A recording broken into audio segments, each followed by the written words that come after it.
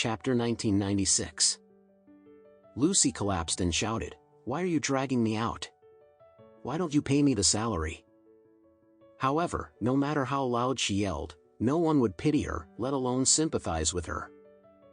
Seeing that Lucy was dragged out of the supermarket, the manager said to Alex and Trump with a look of guilt, "You too, I'm really sorry for this matter. It's my improper employment. I apologize to you too." Trump nodded and said, "You are not the main fault of this matter, but you must also be responsible. This is called improper employment." Later, Trump sighed and said with emotion, "Yes, after all, you still don't have a good vision." The manager nodded awkwardly, "You are right to criticize. I must improve a lot in the future." Trump stretched out his hand and patted him on the shoulder, and said in a tone of a predecessors to a younger generation, "Hone more." "Yes, yes." The manager kept nodding, and then hurriedly greeted a cashier who had just returned from a shift after eating, and said, "Boy, hurry up and settle the accounts for these two guests. It has been a long time for them." The cashier hurried over, turned on the computer, and paid for Alex and Trump.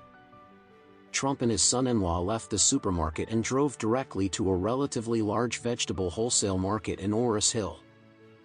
As for the old lady Richard and Lucy, neither of them took it seriously.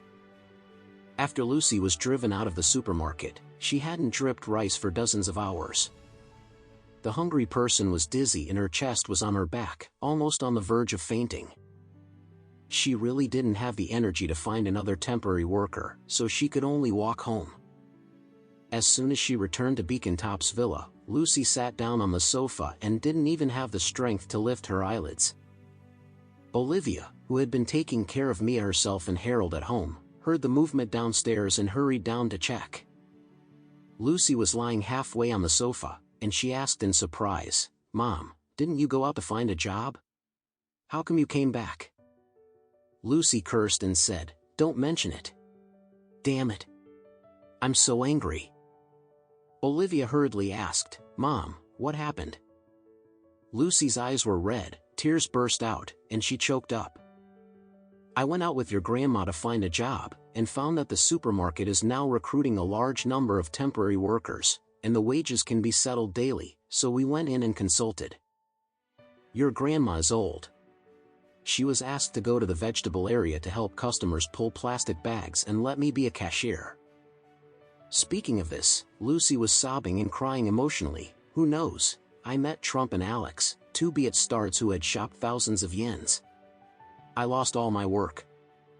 As soon as Olivia heard this, she gritted her teeth angrily. "They are too much too.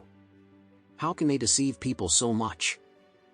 After that, she hurriedly asked, "Mom, did they pay for this half-day? If you want to, you will give me some first. I will buy some steamed buns, and then go to the small restaurant to fry 2 dishes and bring them back." At this point, Olivia's eyes were red, and she whimpered, "Dad and brother have been hungry and crying in bed several times. It's so pitiful." Lucy burst into tears when she heard this, and said with a beating, "I blame Trump, that be-it-start. I was kicked out by the manager and worked all morning without paying me a penny.